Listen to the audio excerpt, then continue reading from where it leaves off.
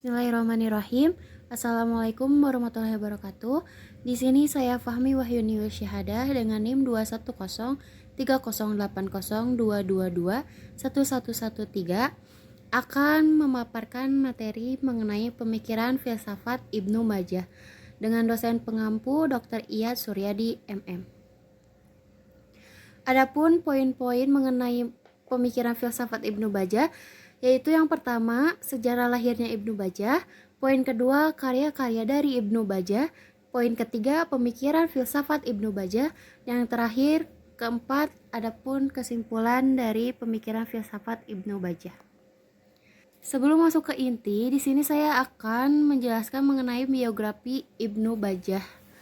Adapun nama lengkapnya yaitu Abu Bakar Muhammad bin Yahya bin As-Sayyid At-Tujibi bin Bajjah. Beliau ini lahir tahun 1082 Masehi di Zaragoza, Andalusia, dan meninggal pada tahun 1138 Masehi di Fez, Maroko. Adapun bidang filsafat yang beliau tekuni yaitu astronom, filsuf, fisikawan, musisi, dokter, psikolog, sastrawan, dan ilmuwan muslim di Andalusia. Poin pertama yaitu sejarah lahirnya Ibnu Bajjah. Di kalangan umat muslim, Ibnu Bajjah yang memiliki nama asli Abu Bakar Muhammad Ibnu Yahya Ibni Sayyid At-Tujibi Ibnu Bajjah adalah salah satu filsuf muslim yang penting di dunia barat. Ia juga akrab dikenal dengan nama latin Avempes.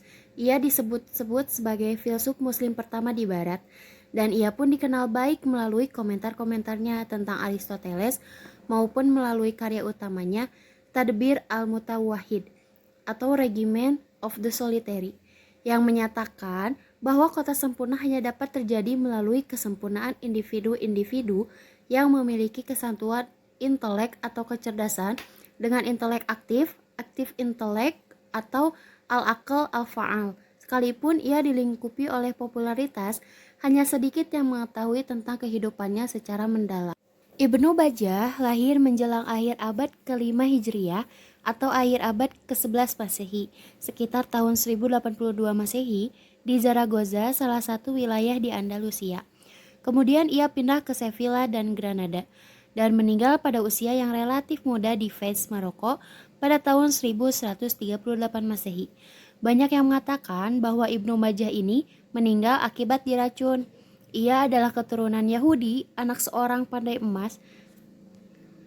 Semasa hidupnya, Ibnu Bajjah berprofesi sebagai seorang dokter, musisi, penulis lagu, dan puisi populer dengan bakat lirik yang mengagumkan.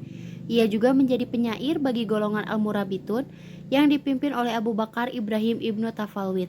Dalam usianya yang masih 20-an, ia sempat tampil sebagai wazir gubernur Berber. Kehidupan Ibnu Bajjah di samping dilingkupi situasi politik yang rumit, ia juga sempat menempati posisi penting berkat kekuasaan yang berhasil direbut oleh suku Berber. Ia sempat menjadi wazir kerajaan Al-Murabitun, satu kerajaan yang lahir dari orang-orang Berber. Puncak kehidupan Ibnu Bajjah dapat dikatakan terjadi pada masa kejayaan Al-Murabitun, termasuk juga karya-karyanya juga seakan-akan menggambarkan situasi sosial pada waktu itu dan termasuk juga kondisi pribadinya. Ia lahir kira-kira ketika Al-Murabitun dipimpin oleh Yusuf bin Tashfin, raja yang mengantarkan Al-Murabitun pada kekuasaannya yang membentang luas. Akan tetapi, sangat disayangkan, Ibnu Bajjah meninggal sebelum ia sempat menikmati kejayaannya sebagai seorang filosof. Ia belum sempat menyelesaikan karya-karyanya, termasuk Tadbir al-Mutawahhid, yang masih dianggap belum selesai.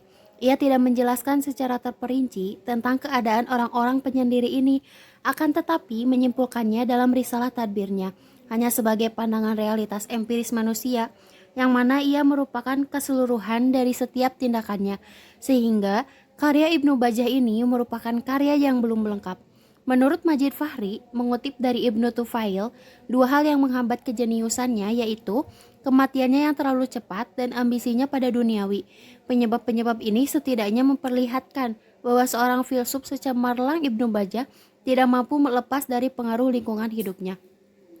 Situasi kecenderungan umum masyarakat Andalusia pada waktu itu, dalam catatan De Boer, disebutkan bahwa hidupnya sangat singkat, dan ia mengakui bahwa ia bukanlah seseorang yang bahagia. Ia sering merindukan kematian sebagai tempat perlindungannya yang terakhir. Kebutuhan material, pengisolasian intelektualitasnya, mungkin telah menurunkan spiritnya. Naskah tulisannya yang berlimpah menunjukkan dengan jelas bahwa ia tidak dapat merasakan kenyamanan dalam lingkungannya. Adapun poin kedua yaitu karya-karya Ibnu Bajjah. Selama hidup Ibnu Bajjah mendalami ilmu alam, ilmu matematika, ilmu astronomi, dan ilmu musik. Untuk mengetahui informasi mengenai karya Ibnu Bajjah ini, ada gambaran dua karya Ibnu Bajjah yang populer, yaitu Tadbirul Mutawahhid dan Risalatul Ittisal, yang dapat disimpulkan dari tulisan Ahmad Fuad Al-Ahwani. Pertama, yaitu Tadbirul Mutawahhid adalah sebuah buku tentang moral dan politik yang disusun menurut buku Al-Madinatul Fadilah karya Al-Farabi. Kesimpulan pendapat Ibnu Bajjah dapat dilihat dari judul buku itu sendiri. Yang dimaksud dengan mutawahhid ialah manusia yang hidup menyendiri, hidup di dalam menara gading, merenungkan berbagai ilmu teoritis dengan cara begitu ia dapat berhubungan dengan al-aqlul fa'al atau full force mind. Memang benar bahwa tabiat manusia sebagai makhluk yang beradab menurut kodratnya. Akan tetapi, Ibnu Bajjah berpendapat bahwa hidup memencilkan diri pada hakikatnya lebih baik, seperti yang dikatakan olehnya. Untuk itu, orang yang hidup menyendiri dalam beberapa segi kehidupannya sedapat mungkin harus menjauhkan diri dari orang lain, tidak mengadakan hubungan dengan orang lain, kecuali dalam keadaan mendesak atau sekedar menurut keperluan. Atau ia pergi hijrah ke tempat yang banyak terdapat ilmu pengetahuan kalau ada. Sikap sedemikian itu tidak bertentangan dengan apa yang disebut dengan nama ilmu peradaban dan tidak bertentangan pula dengan apa yang tampak jelas di dalam ilmu alam. Telah jelas bahwa manusia adalah beradab menurut kodratnya. Yang kedua yaitu karyanya dalam Risalatul Ittisal, Ibnu Bajjah membagi manusia dalam 3 golongan. Ada kaum awam, al-jumhur, An-Nuzar, kaum hawas atau kaum cendekiawan, dan kaum yang bahagia. Kaum awam ini dapat menjangkau gambaran yang masuk akal lewat penglihatannya kepada alam yang nyata, atau dari ketergantungannya kepada alam wujud.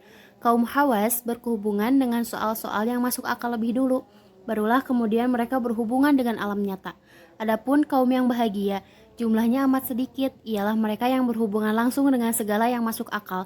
Mereka adalah orang-orang yang dapat melihat segala sesuatu dengan jiwa atau rohaninya. Adapun pendapat dari Abdurrahman Badawi mencatat, ada 3 kumpulan karya-karya Ibnu Bajjah yang tersebar di berbagai tempat dalam jumlah yang banyak. Di Oxford ada sekitar 29 karya, kemudian di Tashkent, Uzbekistan juga terdapat 3 karya.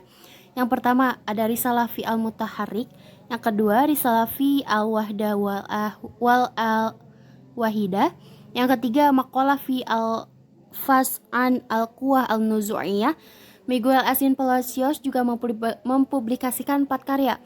Yang pertama Dafi an-Nabat, kedua Risalah At-Tisal, ketiga Risalah Al-Wada, dan keempat Tadbir Al-Mutawahhid. Majid Fahri dalam salah satu karyanya juga menyebutkan di antara karya-karya logika Ibnu Bajjah adalah seri komentar dari logika Al-Farabi, termasuk The Categories, The Five Sections on Interpretation atau Kitab Al-Ibarah, Analitika Priora atau Kitab Al-Qiyas, dan Analitika Posteriora atau Kitab Al-Burhan. Adapun poin ketiga yaitu pemikiran dari filsafat Ibnu Bajjah. Yang pertama, ketuhanan atau metafisika. Menurut Ibnu Bajjah, segala yang ada atau al-mawjudat terbagi 2, yang bergerak dan tidak bergerak. Yang bergerak adalah jisim atau materi yang sifatnya finite atau terbatas. Gerak terjadi dari perbuatan yang menggerakkan terhadap yang digerakkan. Gerakan ini digerakkan pula oleh gerakan yang lain. Yang akhir rentetan gerakan ini digerakkan oleh penggerak yang tidak bergerak. Dalam arti, penggerak yang tidak berubah yang berbeda dengan jisim atau materi. Penggerak ini bersifat azali. Gerak jisim mustahil timbul dari substansinya sendiri sebab ia terbatas. Oleh karena itu, gerakan ini mesti berasal dari gerakan yang infinite atau tidak terbatas, yang oleh Ibnu Bajjah disebut dengan akal. Kesimpulannya, gerakan alam ini, jisim yang terbatas digerakkan oleh akal atau bukan berasal dari substansi alam sendiri. Sedangkan yang tidak bergerak ialah akal, ia menggerakkan alam dan ia sendiri tidak bergerak. Akal ini yang disebut dengan Allah atau akal, akil, dan makul. Sebagaimana yang dikemukakan oleh Al-Farabi dan Ibnu Sina, perlu diketahui bahwa para filosof muslim pada umumnya menyebut Allah itu adalah akal. Argumen yang mereka majukan ialah Allah Maha Pencipta dan pengatur alam yang beredar menurut aturan rancangannya. Mestilah ia memiliki daya pikir, kemudian dalam mentauhidkan Allah semutlak-mutlaknya. Para filosof muslim menyebut Allah adalah zat yang mempunyai daya pikir akal, juga berpikir akil, dan objek pemikirannya sendiri makul. Keseluruhannya adalah zatnya yang esa, sebagaimana Aristoteles. Ibnu Bajjah juga mendasarkan filsafat metafisikanya pada fisika. Argumen adanya Allah adalah dengan adanya gerakan di alam ini. Jadi, Allah adalah azali dan gerakannya bersifat tidak terbatas. Disinilah letak kelebihan Ibnu Bajjah, walaupun ia berangkat dari filsafat gerakan Aristoteles, namun ia kembali pada ajaran Islam. Dasar filsafat Aristoteles ialah ilmu pengetahuan alam yang tidak mengakui adanya sesuatu di balik alam empiris ini. Kendati pun penggerak pertama berbeda dengan materi, namun ia masih bersifat empiris. Uraian tersebut dapat dijadikan sebagai indikasi bahwa Ibnu Bajjah mempelajari dan memahami filsafat Aristoteles dengan baik karena argumen yang dimajukannya masih berbau Aristoteles. Tampaknya, Ibnu Bajjah berupaya mengislamkan argumen metafisika Aristoteles tersebut. Karena itu, menurutnya, Allah tidak hanya penggerak, tetapi ia adalah pencipta dan pengatur alam. Poin kedua, materi dan bentuk. Menurut Ibnu Bajjah, materi dapat bereksistensi tanpa harus ada bentuk as-surat. Pernyataan ini menolak asumsi bahwa materi itu tidak bisa bereksistensi tanpa ada bentuk. Sedangkan bentuk bisa bereksistensi dengan sendirinya tanpa harus ada materi. Ibnu Bajjah berargumen jika materi berbentuk, ia akan terbagi menjadi materi dan bentuk, dan begitu seterusnya. Ibnu Bajjah menyatakan bahwa bentuk pertama merupakan suatu bentuk abstrak yang bereksistensi dalam materi yang dikatakan sebagai tidak mempunyai bentuk. Bentuk-bentuk yang berkaitan ini dengan aktif oleh Ibnu Bajjah dinamakan bentuk-bentuk kejiwaan umum, sedangkan bentuk-bentuk yang berkaitan dengan akal sehat dinamakan bentuk-bentuk kejiwaan khusus. Pembedaan ini dilakukan karena bentuk-bentuk kejiwaan umum hanya memiliki satu hubungan, dan hubungan itu ialah dengan yang menerima, sedangkan bentuk-bentuk kejiwaan khusus memiliki dua hubungan khusus dengan yang berakal sehat dan hubungan umum dengan yang terasa. Semisal, seorang manusia ingat akan bentuk Taj Mahal, bentuk ini tidak berbeda dari bentuk nyata Taj Mahal kalau benda itu berada di depan mata. Selain memiliki hubungan khusus, juga hubungan dengan wujud umum yang terasa, sebab banyak orang yang melihat Taj Mahal. Adapun contoh lainnya, kita ingat bentuk Ka'bah. Bentuk Ka'bah yang kita ingat sama dengan bentuk Ka'bah yang nyata. Kalau Ka'bah tersebut berada di depan mata, ini dinamakan bentuk rohani umum. Bentuk ini juga mempunyai hubungan dengan wujud umum yang terasa. Sebab banyak orang yang melihat Ka'bah, ini dinamakan bentuk khusus, sedangkan bentuk fisik yaitu Ka'bah itu benar. Yang ketiga, jiwa. Menurut pendapat Ibnu Bajjah, setiap manusia mempunyai satu jiwa. Jiwa ini tidak mengalami perubahan sebagaimana jasmani. Jiwa adalah penggerak bagi manusia. Jiwa digerakkan dengan dua jenis alat. Ada alat-alat jasmaniyah dan alat-alat rohaniyah. Alat-alat jasmaniyah diantaranya ada berupa buatan dan ada pula yang berupa alamiah, seperti kaki dan tangan. Alat-alat alamiah ini lebih dulu dari alat buatan yang disebut juga oleh Ibnu Bajjah dengan pendorong naluri atau al-har al-ghorizi atau roh insting. Ia terdapat pada setiap makhluk yang berdarah. Jiwa menurut Ibnu Bajjah adalah jauhar rohani, akan kekal setelah mati. Di akhirat jiwalah yang akan menerima pembalasan, baik balasan kesenangan, surga, maupun balasan siksaan dan neraka. Akal daya berpikir bagi jiwa adalah satu bagi setiap orang yang berakal. Ia dapat bersatu dengan akal faal yang di atasnya dengan jalan ma'rifat filsafat. Filsafat Ibnu Bajjah tentang jiwa pada prinsipnya didasarkan pada filsafat Al-Farabi dan Ibnu Sina.